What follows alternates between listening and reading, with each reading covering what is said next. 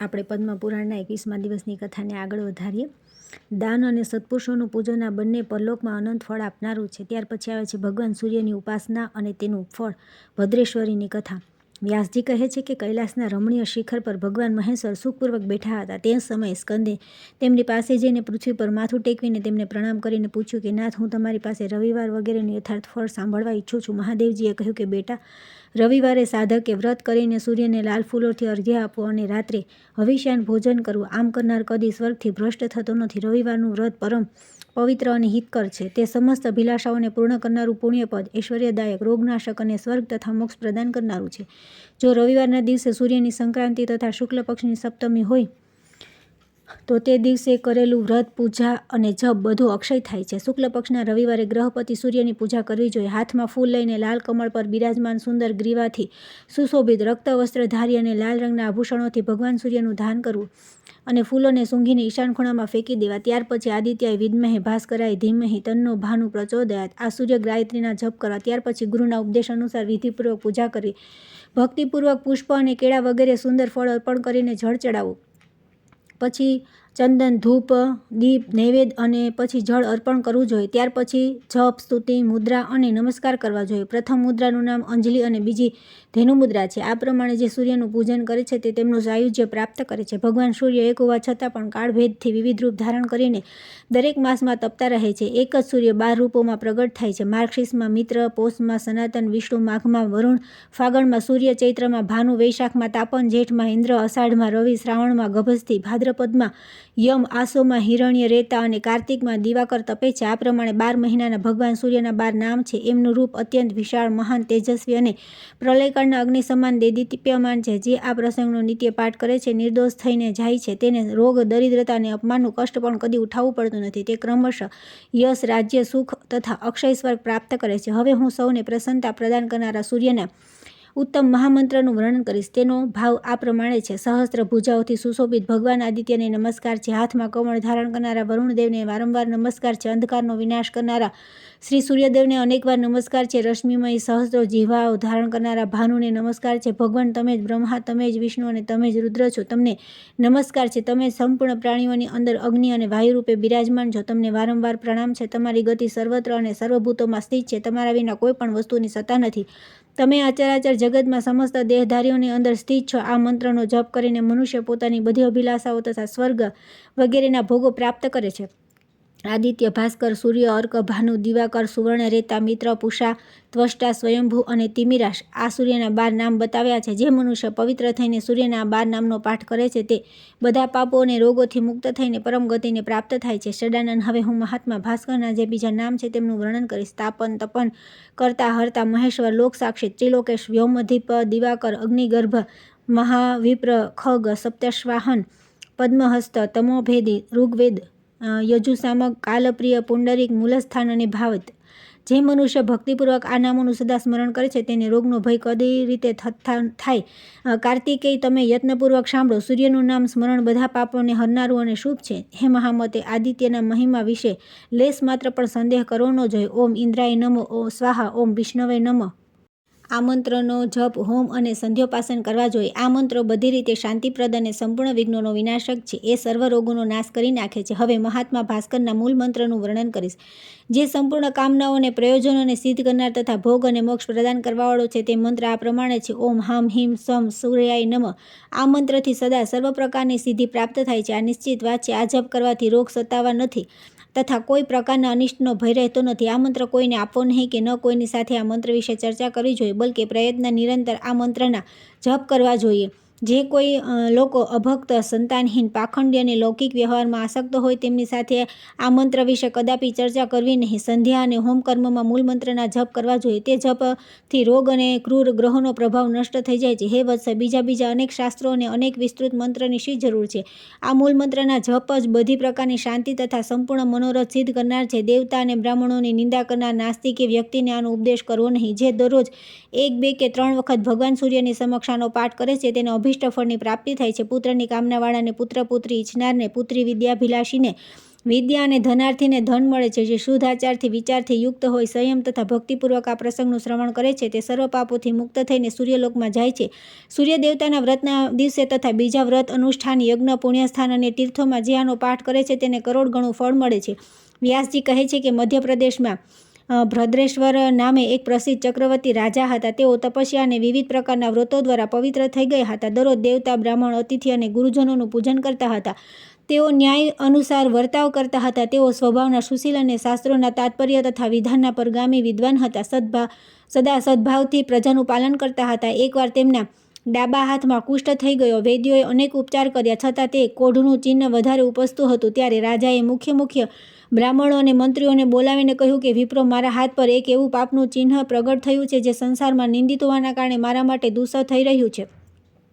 તેથી હું કોઈ મહાન પુણ્યક્ષેત્રમાં જઈને મારા શરીરનો પરિત્યાગ કરવા ઈચ્છું છું. બ્રાહ્મણ બોલ્યા કે મહારાજ, તમે ધાર્મિક અને બુદ્ધિમાન છો. જો તમે પોતાના રાજ્યનો પરિત્યાગ કરી દેશો તો આ સંપૂર્ણ પ્રજા નષ્ટ થઈ જશે. તેથી તમારે આવો નિર્ણય ન કરવો જોઈએ. પ્રભુ, અમે લોકો આ રોગનો દબાવવાનો ઉપાય જાણીએ છીએ. તે એ છે કે તમે યત્નપૂર્વક મહાદેવતા સૂર્યની આરાધના કરો.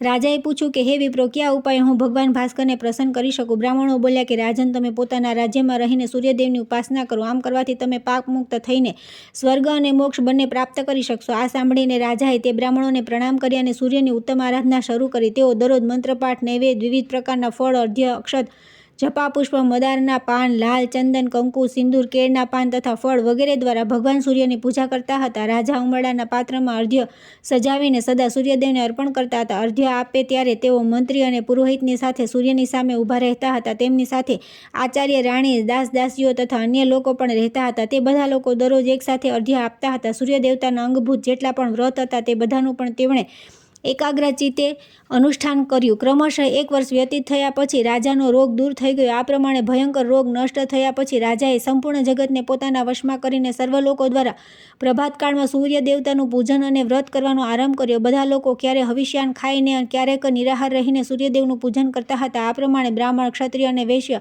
આ 3 વર્ણો દ્વારા પૂજિત થઈને ભગવાન સૂર્ય બહુ સંતુષ્ટ થયા અને કૃપાપૂર્વક રાજાની પાસે આવીને બોલ્યા કે રાજન, તમારા મનમાં જે વસ્તુની કામના હોય તે વરદાન રૂપે માગી લો.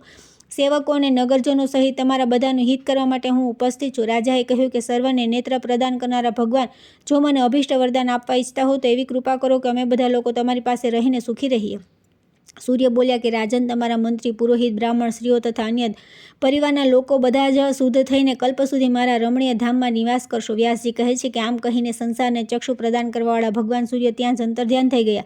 ત્યાર પછી રાજા ભદ્રેશ્વર પોતાના પૂર્વવાસીઓ સહિત દિવ્યલોકમાં આનંદનો અનુભવ કરવા લાગ્યા. ત્યાં જે જીવજંતુ હતા તેઓ પણ તેમની યોનિના જીવો સાથે પ્રસન્નતાપૂર્વક સ્વર્ગે સીધાવ્યા. આ પ્રમાણે રાજા, બ્રાહ્મણ, કઠોર વ્રતોનું પાલન કરનારા મુનિ તથા ક્ષત્રિય વગેરે અન્ય વર્ણ પણ સૂર્યદેવતાના ધામમાં ચાલ્યા ગયા. જે મનુષ્ય પવિત્રતાપૂર્વક આ પ્રસંગનો પાઠ કરે છે તેના બધા પાપો નાશ થઈ જાય છે તથા તે રુદ્રની જેમ આ પૃથ્વી પર પૂજાય છે. જે મનુષ્ય સંયમપૂર્વક આનું શ્રવણ કરે છે તેને અભિષ્ટ ફળની પ્રાપ્તિ થાય છે. આ અત્યંત ગોપનીય રહસ્યનો ભગવાન સૂર્યદેવે યમરાજને ઉપદેશ આપ્યો હતો. પૃથ્વી પર તો શ્રી વ્યાસજી દ્વારા જ આનો પ્રચાર થયો. બ્રહ્માજી કહે છે કે નારદ આ પ્રમાણે વિવિધ પ્રકારના ધર્મોનો નિર્ણય સંભળાવીને ભગવાન વ્યાસ શામ્યપ્રાશ પોતાના આશ્રમમાં ચાલ્યા ગયા. તમે પણ આ તત્વને શ્રદ્ધાપૂર્વક જાણીને સુખેથી વિચરો અને ભગવાન શ્રી વિષ્ણુના સુયશનું ગાન કરતા રહો. જગતને ધર્મનો ઉપદેશ આપતા રહીને જગતગુરુ ભગવાન પ્રસન્ન કરો. પુલસ્ત્યજી કહે છે કે ભીષ્મ બ્રહ્માજીને આ પ્રમાણે કહ્યા પછી દેવર્ષિ નારદ મુનિવર નારાયણના દર્શન કરવા માટે ગંધમાદન પર્વત પર બદ્રિકાશ્રમ તીર્થમાં ચાલ્યા ગયા. મહારાજ, આ પ્રમાણે સંપૂર્ણ સૃષ્ટિ મેં ક્રમશઃ તમને સંભળાવી દીધી. આ ખંડ સંપૂર્ણ વેદોનો સાર છે. આને સાંભળીને મનુષ્ય ભગવાનનું સાનિધ્ય પ્રાપ્ત કરે છે. આ પરમ પવિત્ર, સાક્ષાત યશ સ્વરૂપ તથા પિતરોને અત્યંત પ્રિય છે. આ દેવતાઓ માટે અમૃત સમાન મધુર અને પાપી પુરુષોને પણ પુણ્યપ્રદ છે. જે મનુષ્ય ઋષિઓના આ શુભ ચરિત્રનું દરરોજ શ્રવણ કરે છે તે સર્વ પાપોથી મુક્ત થઈને સ્વર્ગમાં પ્રતિષ્ઠિત થાય છે. સત્યયુગમાં તપ, ત્રેતામાં જ્ઞાન, દ્વાપરમાં યજ્ઞ તથા કળિયુગમાં એકમાત્ર દાનનો મહિમા છે. સંપૂર્ણ દાનોમાં પણ સંપૂર્ણ પ્રાણીઓને અભય આપવું એ જ સર્વોત્તમ દાન છે. આનાથી વધીને બીજું કોઈ દાન નથી. તીર્થ અને શ્રાદ્ધના વર્ણનથી યુક્ત આ પુરાણ ખંડ કહેવામાં આવ્યો. આ પુણ્યપ્રદ, પવિત્ર, આયુવર્ધક અને સંપૂર્ણ પાપોનો નાશ છે. જે મનુષ્ય આનો પાઠ અથવા શ્રવણ કરે છે તે શ્રી સંપન્ન થાય છે તથા સર્વ પાપોથી મુક્ત થઈને લક્ષ્મી સહિત ભગવાન શ્રી વિષ્ણુને પ્રાપ્ત કરી લે છે. સૃષ્ટિખંડ સમાપ્ત. ત્યાર પછી આવે છે ભૂમિખંડ. શિવ શર્માના 4 પુત્રોનું પિતૃભક્તિના પ્રભાવથી વિષ્ણુધામને પ્રાપ્ત થવું. સૂતજી કહે છે કે પશ્ચિમ સમુદ્રના તટ પર દ્વારકા નામે પ્રસિદ્ધ એક નગરી છે. ત્યાં યોગશાસ્ત્રના જ્ઞાતા એક બ્રાહ્મણ દેવતા રહેતા હતા. તેમનું નામ શિવ શર્મા હતું. તેઓ વેદશાસ્ત્રના સારા વિદ્વાન હતા. તેમને 5 પુત્ર હતા. તે બધા શાસ્ત્રોના જ્ઞાતા હતા. તેમના નામ યજ્ઞ શર્મા, વેદ શર્મા, ધર્મ શર્મા, વિષ્ણુ શર્મા તથા સોમ શર્મા હતા. આ બધા પિતૃભક્ત હતા. દ્વિજશ્રેષ્ઠ શિવ શર્માએ તેમની ભક્તિ જોઈને વિચાર્યું કે પિતૃભક્ત પુરુષોના હૃદયમાં જે ભાવ હોવો જોઈએ તે મારા પુત્રોના હૃદયમાં છે કે નહીં. આ વાતને બુદ્ધિપૂર્વક પરીક્ષા કરીને જાણવાનો પ્રયત્ન કરું. શિવ શર્મા શ્રેષ્ઠ બ્રહ્મજ્ઞાની હતા. તેમને ઉપાયનું જ્ઞાન હતું. તેમણે માયા વડે પોતાના પુત્રોની સામે એ ઘટના ઉપસ્થિત કરી. પુત્રોએ જોઈ કે તેમની માતા મહાન જવરોગથી પીડિત થઈને મૃત્યુને પ્રાપ્ત થઈ છે. ત્યારથી તેઓ પિતાની પાસે જઈને બોલ્યા કે તા તમારી માતા પોતાના શરીરનો પરિત્યાગ કરીને ચાલી ગઈ. હવે તેના વિશે તમે અમને શી આજ્ઞા આપો છો? દ્વિજશ્રેષ્ઠ શિવ શર્માએ પોતાના ભક્તિપરાયણ જ્યેષ્ઠ પુત્ર યજ્ઞ શર્માને સંબોધીને કહ્યું કે બેટા, આ તીક્ષ્ણ હથિયારથી પોતાની માના શરીરના ટુકડે ટુકડા કરીને આમ તેમ ફેંકી દો. પુત્રે પિતાની આજ્ઞા પ્રમાણે કાર્ય કર્યું. પિતાએ પણ આ વાત સાંભળી. તેથી તેમને આ પુત્રની ભક્તિ વિશે પૂર્ણ નિશ્ચય થઈ ગયો. હવે તેમણે બીજા પુત્રની પિતૃભક્તિ જાણવાનો ઉપાય વિચાર્યો અને વેદ શર્માની પાસે જઈને કહ્યું કે બેટા, હું સ્ત્રી વિના રહી શકતો નથી. તમે મારી આજ્ઞા માનીને જાઓ અને સમસ્ત સૌભાગ્ય સંપત્તિથી યુક્ત જે સ્ત્રી મેં જોઈ તેના માટે અહીં મારા માટે લઈ આવો. પિતાની વાત સાંભળીને વેદ શર્માએ કહ્યું કે હું તમારું પ્રિય કાર્ય કરીશ. આમ કહીને તેઓ પિતાને પ્રણામ કરીને ચાલ્યા ગયા અને સ્ત્રી પાસે જઈને કહ્યું કે દેવી, મારા પિતા તમારા માટે પ્રાર્થના કરે છે. જો કે તેઓ વૃદ્ધ છે, તેમ છતાં તમે તેમના પર કૃપા કરીને મારા અનુરોધથી તેમને અનુકૂળ થઈ જાઓ. વેદ શર્માની આવી વાત સાંભળીને માયાથી પ્રગટ થયેલી તે સ્ત્રીએ કહ્યું કે બ્રહ્મન, તમારા પિતા વૃદ્ધાવસ્થાથી કષ્ટ ભોગવી રહ્યા છે. તેથી હું કદાપી તેમને પતિ બનાવવાની ઈચ્છતી નથી. તેમને ખાંસીનો રોગ જ તેમના મોઢામાં કફ ભરાયેલો રહે છે. અત્યારે બીજી પણ કેટલીક બીમારીઓના તેઓ પરેશાન છે. બીમારીના કારણે તેઓ શિથિલ અને દુઃખી થઈ ગયા છે. તેથી મારે તેમનો સમાગમ નથી જોઈતો. હું તમારી સાથે રમણ કરવા ચાહું છું. તમારું પ્રિય કાર્ય કરીશ. તમે દિવ્ય લક્ષણોથી સંપન્ન, દિવ્ય રૂપધારી અને મહાન તેજસ્વી છો. તેથી હું તમને પ્રાપ્ત કરવા ઈચ્છું છું. માનદ તે વૃદ્ધને લઈને હું શું કરીશ? પરંતુ મારા શરીરનો ઉપભોગ કરવાથી તમને સમસ્ત દુર્લભ સુખોની પ્રાપ્તિ થશે. વિપ્રવર તમને જે વસ્તુની ઈચ્છા થશે તે બધી લાવી આપીશ. એમાં જરાય સંદેહ નથી. આ મહાન પાપપૂર્ણ અપ્રિય વચન સાંભળીને વેદ શર્માએ કહ્યું કે દેવી, તમારી વાત અધર્મયુક્ત છે, પાપ મિશ્રિત અને અનુચિત છે. હું પિતાનો ભક્ત અને નિરપરાધ છું. મને આવી વાત ન કહો. શુભે હું પિતાના માટે અહીં આવ્યો છું અને તેમના માટે જ તમને પ્રાર્થના કરું છું. આનાથી વિપરીત બીજું કોઈ વાત ન કહો. મારા પિતાજીનો સ્વીકાર કરો દેવી. એના બદલામાં તમે ચરાચર પ્રાણીઓ સહિત ત્રિલોકીની જે વસ્તુ ઈચ્છો તે બધી નિસંદેહ તમને અર્પણ કરીશ. વધારે શું કહું? દેવતાઓનું રાજ્ય વગેરે પણ જો કહો તો તમને લાવીને આપી શકું. સ્ત્રી બોલી કે જો તમે પિતાના માટે આ પ્રમાણે દાન આપવા સમર્થ છો તો મને ઇન્દ્ર સહિત બધા દેવતાઓના દર્શન કરાવો. વેદ શર્મા બોલ્યા કે દેવી, મારું બળ, મારી તપસ્યાનો પ્રભાવ જો મારા આહ્વાન કરવાથી આ ઇન્દ્ર વગેરે શ્રેષ્ઠ દેવતા અહીં આવી પહોંચ્યા. દેવતાઓએ વેદ શર્માને કહ્યું કે દ્વિજ શ્રેષ્ઠ, અમે તમારું કયું કાર્ય કરીએ? વેદ શર્મા બોલ્યા કે દેવતાઓ, જો તમે લોકો મારા પર પ્રસન્ન થયા હો તો મને મારા પિતાના ચરણોમાં પૂર્ણ ભક્તિ પ્રદાન કરો. એવમ વસ્તુ કહીને બધા દેવતાઓ જેવા આવ્યા હતા તેવા જ પાછા જતા રહ્યા. ત્યારે તે સ્ત્રીએ હર્ષ સાથે કહ્યું કે તમારી તપસ્યાનું બળ જોઈ લીધું. મારે દેવતાઓનું કોઈ કામ નથી. જો તમે મને મોંમાગી વસ્તુ આપવા ચાહતા હો અને પોતાના પિતાના માટે મને લઈ જવા ચાહતા હોય તો પોતાનું મસ્તક પોતાના હાથે કાપીને મને અર્પણ કરી દો. વેદ શર્માએ કહ્યું કે દેવી, આજે હું ધન્ય થઈ ગયો. શુભે હું પિતાના માટે મારું મસ્તક પણ આપી દઈશ. લઈ લો. આમ કહીને વેદ શર્માએ તીક્ષ્ણ ધારવાળી તલવાર લીધી અને હસતા હસતા પોતાનું મસ્તક કાપી તે સ્ત્રીને આપી દીધું. લોહીથી લથબથ તે મસ્તક લઈને તે સ્ત્રી શિવ શર્મા પાસે ગઈ. સ્ત્રીએ કહ્યું કે વિપ્રવર, તમારા પુત્ર વેદ શર્માએ મને તમારી સેવા માટે અહીં મોકલી છે. આ તેમનું મસ્તક છે, એને ગ્રહણ કરો. આ મસ્તક તેમણે પોતાના હાથે કાપી નાખ્યું છે. તે મસ્તક જોઈને વેદ શર્માના ચારે ભાઈ ધ્રુજી ઉઠ્યા અને તેમનામાં પરસ્પર આ પ્રમાણે વાત થવા લાગી કે ઓહો, ધર્મ જ જેનું સર્વસ્વ હતું તે અમારી માતા સત્ય સમાધિ દ્વારા મૃત્યુ પામી. અમારા બધામાં વેદ શર્મા જ પરમ સૌભાગ્યશાળી હતા જેમણે પિતાના માટે પ્રાણ ત્યાગ દીધા.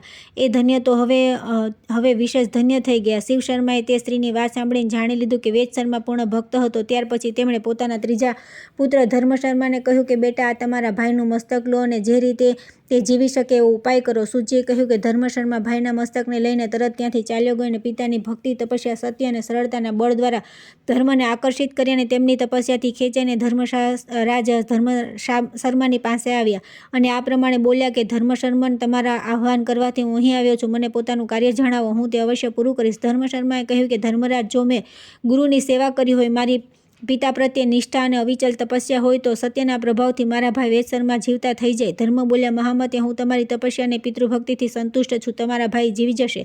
તમારું કલ્યાણ થાવ. ધર્મ વેતાઈ માટે જે દુર્લભ છે એવું કોઈ ઉત્તમ વરદાન બીજું માગી લો. ધર્મ શર્માએ ત્યારે ધર્મરાજના ઉત્તમ વચન સાંભળ્યા ત્યારે તે મહાયશસ્વી મહાત્મા વેવસ્વને કહ્યું કે ધર્મરાજ, જો તમે મારા પર પ્રસન્ન છો તો પિતાના ચરણોમાં અચળ ભક્તિ, ધર્મમાં અનુરાગ તથા અંતમાં મોક્ષનું વરદાન મને આપો. ત્યારે ધર્માએ કહ્યું કે મારી કૃપાથી આ બધું તમને પ્રાપ્ત થશે. તેમના મુખેથી આ મહાવાક્ય નીકળતા જ વેદ શર્મા ઊભા થઈ ગયા અને જાણે તેઓ નિંદ્રામાંથી ઉઠ્યા હોય. ઉઠીને તરત વેદ શર્મા ધર્મ શર્માને કહ્યું કે ભાઈ, તે દેવી ક્યાં ગઈ? પિતાજી ક્યાં છે? ધર્મ શર્માએ સંક્ષેપમાં બધી વાત કહી સંભળાવી. બધી વાત જાણીને વેદ શર્માને બહુ પ્રસન્નતા થઈ. તેમણે ધર્મ શર્માને કહ્યું કે પ્રિય બંધુ, આ પૃથ્વી પર તમારા જેવો મારો હિતેશી કોણ છે? ત્યાર પછી બંને ભાઈ પ્રસન્ન થઈને પોતાના પિતા શિવ શર્માની પાસે ગયા. તે સમયે ધર્મ શર્માએ તેજસ્વી પિતાને કહ્યું કે મહાભાગ, આજ મેં તમારા પુત્ર વેદ શર્માને મસ્તક અને જીવન સાથે અહીં લાવી દીધો છે. તમે એમનો સ્વીકાર કરો. ત્યાર પછી શિવ શર્માએ વિનીત ભાવથી સામે ઊભેલા ચોથા પુત્ર મહામતી વિષ્ણુ શર્માને કહ્યું કે બેટા, મારું કહ્યું કરો. આજે જ ઇન્દ્રલોકમાં જાઓ અને ત્યાંથી અમૃત લઈ આવો. હું મારી આ પ્રિયતમા સાથે અત્યારે અમૃતપાન કરવા ચાહું છું, કેમ કે અમૃત તમામ રોગને દૂર કરનારું છે. મહાત્મા પિતાનું વચન સાંભળી વિષ્ણુ શર્માએ તેમને કહ્યું કે પિતાજી, હું તમારા કથનાનુસાર બધું કાર્ય કરીશ. આમ કહીને પરમ બુદ્ધિમાન વિષ્ણુ શર્માએ પિતાને પ્રણામ કર્યા અને તેમની પ્રદક્ષિણા કરીને પોતાના મહાન બળ, તપસ્યા અને નિયમના પ્રભાવથી આકાશ માર્ગે દ્વારા ઇન્દ્રલોકની યાત્રા કરી. અંતરિક્ષ માર્ગથી તેઓ જ્યારે આકાશમાં ઘૂસ્યા ત્યારે દેવરાજ ઇન્દ્રે તેમને જોયા અને તેમનો ઉદ્દેશ્ય જાણીને તેમાં વિઘ્ન નાખવાનો આરંભ કર્યો. તેમણે મેનકાને કહ્યું કે સુંદરી, મારી આજ્ઞાથી તરત જ જાઓ અને વિપ્રવર વિષ્ણુ શર્માના કાર્યમાં વિઘ્ન નાખો. દેવરાજની આજ્ઞા મળતા મેનકા બહુ ઉતાવળથી ચાલવા લાગી. તેનું સુંદર રૂપ અને સર્વ પ્રકારના આભૂષણોથી સજ્જ હતી. નંદનવનમાં જઈને તે હિંચકા પર બેસી ગઈને મધુર સ્વરે ગીત ગાવા લાગી. તેનું સંગીત વીણાના સ્વર જેવું હતું. વિષ્ણુ શર્માએ તેને જોઈ અને તેના મનોભાવને જાણી લીધા. તેમણે વિચાર્યું કે એક મોટા વિઘ્નરૂપે ઉપસ્થિત થઈ છે. ઇન્દ્ર આને મોકલી છે, આ મારું હિત કરશે નહીં. એવું વિચારીને તેઓ શીઘ્રતાપૂર્વક આગળ વધ્યા. મેનકાએ તેમને જતા જોઈ અને પૂછ્યું કે મહામતે, ક્યાં જશો? વિષ્ણુ શર્મા બોલ્યા કે હું પિતાનું કાર્ય કરવા ઇન્દ્રલોકમાં જઈશ. ત્યાં પહોંચવાની મારે બહુ ઉતાવળ છે. મેનકાએ કહ્યું કે વિપ્રવર, હું કામદેવના બાણથી ઘાયલ થઈને અહીં તમારા શરણે આવી છું. જો તમે ધર્મનું પાલન કરવા ઈચ્છતા હો તો મારી રક્ષા કરો. વિષ્ણુ શર્મા બોલ્યા કે સુમુખી, મને દેવરાજનું આખું ચરિત્ર ખબર છે. તમારા મનમાં શું છે એ પણ મારાથી અજાણ્યું નથી. તમારા તેજ અને રૂપથી વિશ્વામિત્ર વગેરે બીજા લોકો જે મોહિત થાય છે. હું શિવ શર્માનો પુત્ર છું. મારા પર તમારો જાદુ ચાલશે નહીં. હું યોગ સિદ્ધ છું, તપસ્યાથી સિદ્ધ થઈ ચૂક્યો છું. કામ વગેરે મોટા મોટા દોષોને મેં પહેલાં જ જીતી લીધા છે. તમે કોઈ બીજા પુરુષનો આશ્રય લો. હું ઇન્દ્રલોકમાં જઈ રહ્યો છું. આમ કહીને દ્વિજેશ વિષ્ણુ શર્મા શીઘ્ર ત્યાંથી ચાલ્યા ગયા. મેનકાની બાજી ઊંધી વળી ગઈ. દેવરાજે પૂછ્યું કે ત્યારે તેણે બધી વાત કહી. ત્યારે ઇન્દ્રે વારંવાર વિઘ્ન ઊભું કર્યું, પરંતુ મહાયશસ્વી બ્રાહ્મણે પોતાના તેજથી તે બધા વિઘ્નોનો નાશ કરી દીધો. તેમના ઊભા કરેલા ભયંકર વિઘ્નોનો વિચાર કરીને તેજસ્વી વિષ્ણુ શર્માને ભારે ગુસ્સો આવ્યો. તેમણે વિચાર્યું કે હું ઇન્દ્રલોકથી ઇન્દ્રને પાડી દઈશ અને દેવતાઓની રક્ષા માટે બીજો ઇન્દ્ર બનાવીશ. તેઓ આ પ્રમાણે વિચાર કરી રહ્યા હતા. ત્યાં દેવરાજ ઇન્દ્ર ત્યાં આવી પહોંચ્યા અને બોલ્યા કે મહાપ્રાજ્ઞ વિપ્ર, તપસ્યા, નિયમ, ઇન્દ્ર સંયમ, સત્ય અને શોધ દ્વારા તમારી બરાબરી કરનાર બીજું કોઈ નથી. તમારી આ પિતૃભક્તિથી હું દેવતાઓ સહિત પરાસ્ત થઈ ગયો છું. હે સાધુ શ્રેષ્ઠ, તમે મારા બધા અપરાધ ક્ષમા કરો અને મારી પાસે કોઈ વરદાન માગો. તમારું કલ્યાણ થાવ. તમારા માગવાથી હું દુર્લભમાં દુર્લભ પણ આપીશ. આ સાંભળીને વિષ્ણુ શર્માએ દેવરાજને કહ્યું કે તમારે બ્રાહ્મણોના તેજને નષ્ટ કરવાની કદી ચેષ્ટા કરવી ન જોઈએ, કેમ કે જો શ્રેષ્ઠ બ્રાહ્મણ ક્રોધિત થઈ જાય તો સમસ્ત પુત્ર પૌત્રની સાથે અપરાધી વ્યક્તિનો સંહાર કરી શકે છે. એમાં બિલકુલ શંકા નથી. જો તમે આ સમયે અહીં ન આવ્યા હોત તો હું મારી તપસ્યાના પ્રભાવથી તમારા આ ઉત્તમ રાજ્યને છીનવીને કોઈ બીજાને આપવાનો વિચાર કરી ચૂક્યો હતો. મારી આંખો ક્રોધથી લાલ થઈ રહી હતી, પરંતુ તમારા આવવાથી મારો ભાવ બદલાઈ ગયો. દેવેન્દ્ર, તમે આવીને મને વરદાન આપવા ચાહો છો તો મને અમૃત આપો, સાથે જ પિતાના ચરણોમાં અવિચળ ભક્તિ આપો. આ પ્રમાણે વાતચીત થયા પછી ઇન્દ્રે પ્રસન્ન ચિત્તે બ્રાહ્મણને અમૃતથી ભરેલો ઘડો લાવીને આપ્યો તથા વરદાન આપતા કહ્યું કે વિપ્રવર, પોતાના પિતા પ્રત્યે તમારા હૃદયમાં સદા અવિચળ ભક્તિ સ્થિર રહેશે. આમ કહીને ઇન્દ્રે બ્રાહ્મણને વિદાય કર્યા. ત્યાર પછી વિષ્ણુ શર્મા પોતાના પિતાની પાસે જઈને બોલ્યા કે તાત, હું ઇન્દ્રને ત્યાંથી અમૃત લઈ આવ્યો છું. તેનું સેવન કરો. તમે સદાને માટે નિરોગી થઈ જાઓ. શિવ શર્માની પુત્રની આ વાત સાંભળીને બહુ સંતુષ્ટ થયા અને બધા પુત્રોને બોલાવીને કહેવા લાગ્યા કે તમે બધા પિતૃભક્તિથી યુક્ત અને મારા આજ્ઞાપાલક છો. તેથી પ્રસન્નતાપૂર્વક મારી પાસે કોઈ વરદાન માગો. આ પૃથ્વી પર જે દુર્લભ વસ્તુ હશે તે પણ તમને મળી જશે. પિતાની આ વાત સાંભળીને તે બધા પુત્રો એકબીજાની સામે જોતા રહીને બોલ્યા કે સુવ્રત, તમારી કૃપાથી અમારી માતા જે યમલોકમાં ચાલી ગઈ છે તે જીવતી થઈ છે.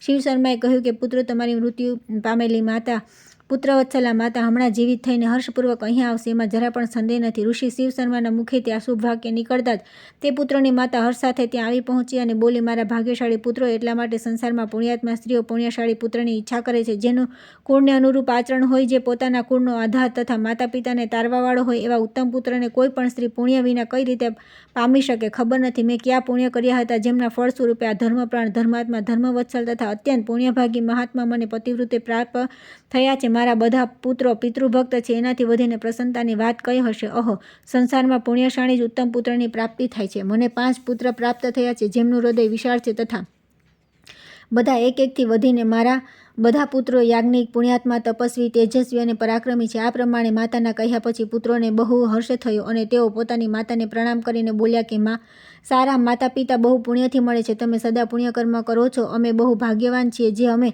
તમે અમને માતા પિતા રૂપે મળ્યા, જેમના ગર્ભમાં આવીને અમે ઉત્તમ પુણ્યો દ્વારા વૃદ્ધિને પ્રાપ્ત થયા. અમારી એ જ અભિલાષા છે કે દરેક જન્મમાં તમે જ અમારી માતા અને આજ અમારા પિતા થાઓ.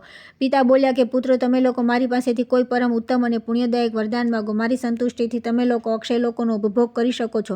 પુત્રોએ કહ્યું કે પિતાજી, જો તમે અમારા પર પ્રસન્ન થયા હો અને વરદાન આપવા ઈચ્છતા હો તો અમને ભગવાન વિષ્ણુના ગોલોકધામમાં મોકલી આપો, જ્યાં કોઈ પ્રકારની ચિંતા અને વ્યાધિ ફરકતી નથી. પિતા બોલ્યા કે તમે લોકો સર્વથા નિષ્પાપ છો, તેથી મારી કૃપા, તપસ્યા અને પિતૃભક્તિના બળથી વૈષ્ણવ ધામમાં જાઓ.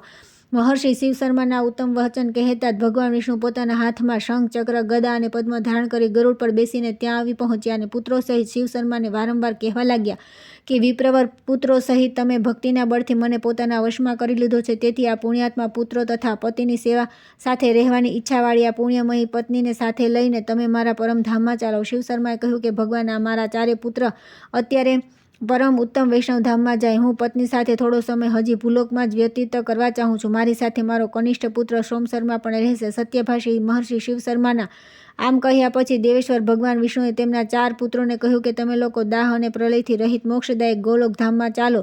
ભગવાને આ પ્રમાણે કહેતા તે 4 સત્ય તેજસ્વી બ્રાહ્મણોનું તત્કાળ વિષ્ણુ જેવું રૂપ થઈ ગયું. તેમના શરીરનો શ્યામ વર્ણ ઇન્દ્રના નીલમણિ જેવા શોભાયમાન થઈ ગયા. તેમના હાથમાં શંખ, ચક્ર, ગદા અને પદ્મ શોભવા લાગ્યા. તેઓ વિષ્ણુધારી મહાન તેજસ્વી બ્રાહ્મણો પિતૃભક્તિના પ્રભાવથી વિષ્ણુધામને પ્રાપ્ત થઈ ગયા. સોમ શર્માની પિતૃભક્તિ. સુતજી કહે છે કે ભગવાન વિષ્ણુનું ગોલોકધામ અંધકારથી પરમ પ્રકાશ છે. પૂર્વોક્ત 4 બ્રાહ્મણ જ્યારે તે લોકમાં ગયા ત્યારે મહાપ્રાજ્ઞ શિવ શર્માએ પોતાના નાના પુત્રને કહ્યું કે મહામતે સોમ શર્મા, તમે પિતાની ભક્તિમાં રત છો.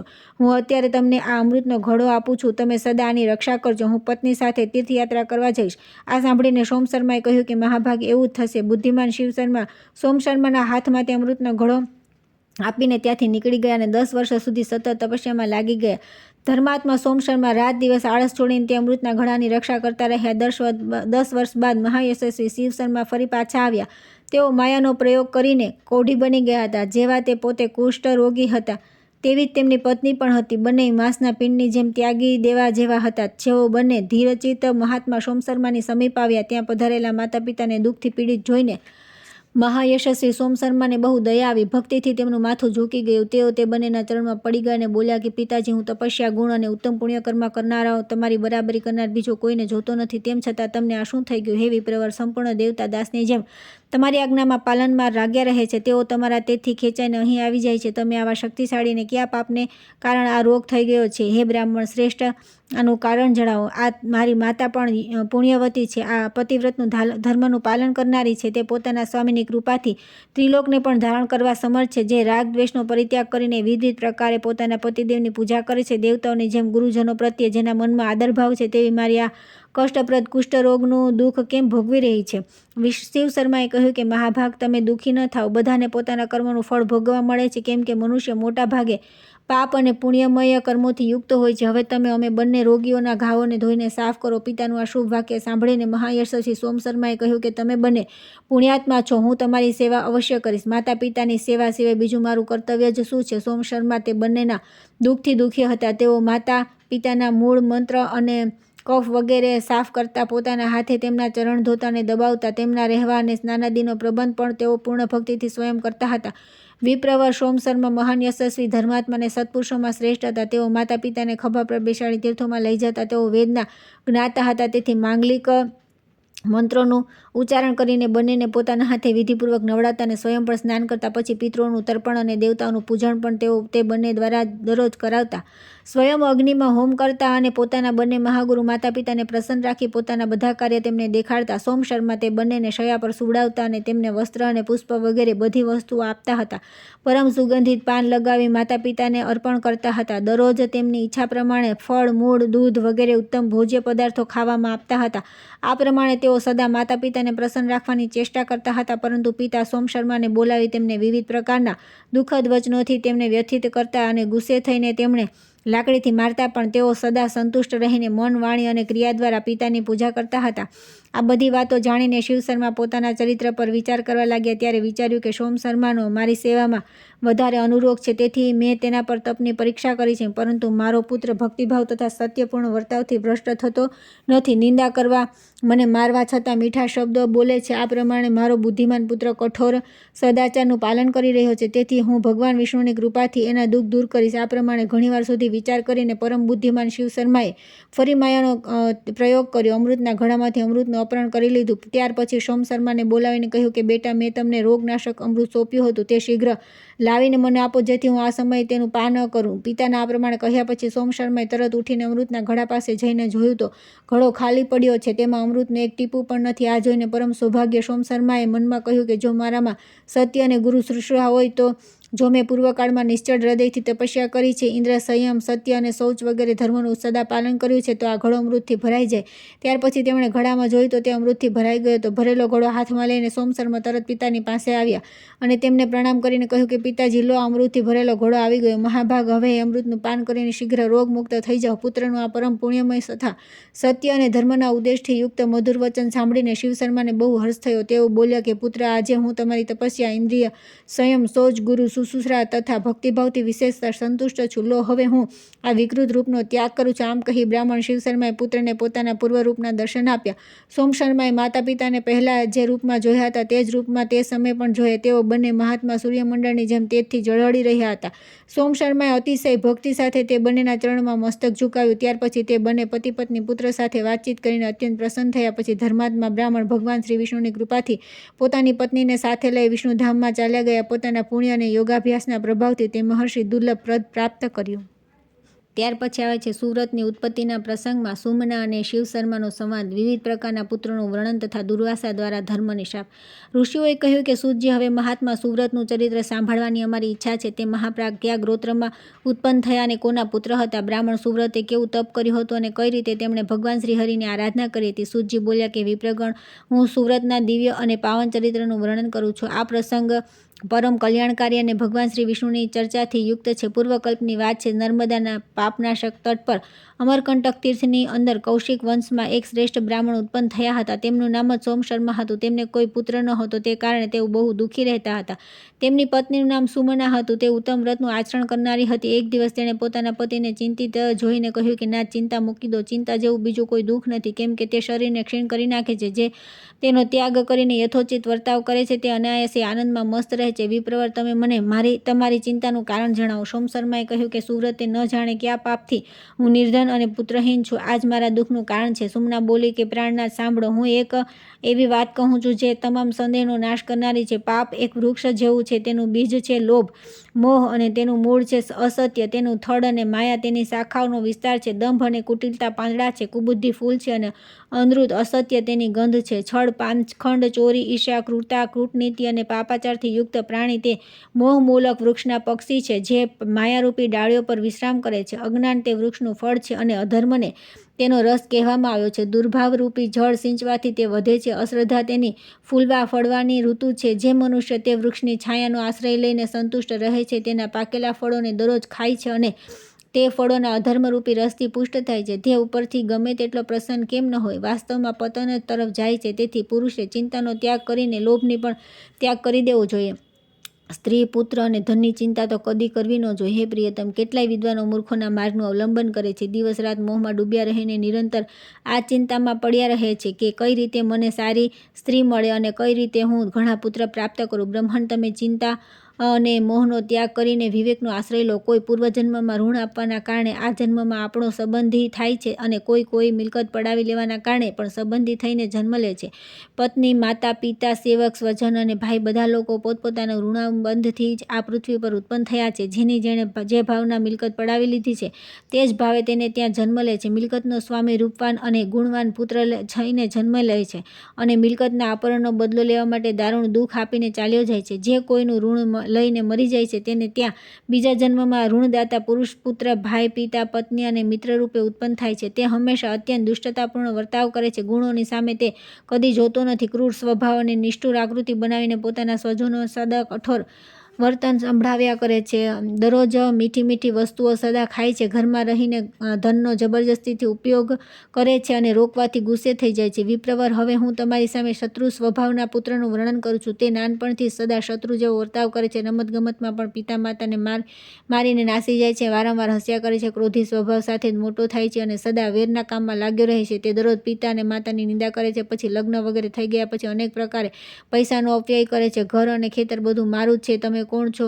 મને કોણ રોકવાળા? આમ કહીને પિતા અને માતાને દરરોજ મારે છે. તેમના મૃત્યુ પછી ન તો તે શ્રાદ્ધ કરે અને ન તે કદી દાન આપે છે. આવા ઘણા પુત્રો આ પૃથ્વી પર જન્મે છે. હવે હું તે પુત્રનું વર્ણન કરું છું જેના દ્વારા પ્રિય વસ્તુની પ્રાપ્તિ થાય છે. તેવા બાળક નાનપણથી જ માતા પિતાનું પ્રિય કરે છે. મોટો થયા પછી તેમના હિત સાધનમાં લાગ્યા રહે છે અને સદા પોતાની ભક્તિ વડે માતા પિતાને સંતુષ્ટ રાખે છે. સ્નેહથી, મીઠી વાણીથી તથા પ્રિય લાગનારી વાતચીતથી તેમને પ્રસન્ન રાખવાની ચેષ્ટા કરે છે. માતા પિતાના મૃત્યુ પછી સંપૂર્ણ શ્રાદ્ધ કર્મ અને પિંડદાન વગેરે કાર્ય કરે છે તથા તેમની સદગતિ માટે તીર્થયાત્રા પણ કરે છે. પ્રિયતમ, હવે તમારી સામે ઉદાસીન પુત્રનું વર્ણન કરું છું. વિપ્રવર, ઉદાસીન બાળક સદા ઉદાસીન ભાવે જ રહે છે. તે ન કંઈ આપે છે, ન લે છે, ન નારાજ થાય છે, ન પ્રસન્ન. આ પ્રમાણે મેં પુત્ર વિશે બધું જણાવી દીધું. પુત્રોની આવી જ ગતિ છે. જેવા પુત્ર હોય તેવા જ માતા પિતા, પત્ની, બંધુ બાંધવ તથા સેવક પણ હોય છે. એમનામાં પણ શત્રુ, મિત્ર અને ઉદાસીન વગેરે ભેદ હોય છે. આગળની કથા આપણે આવતીકાલે કરીશું.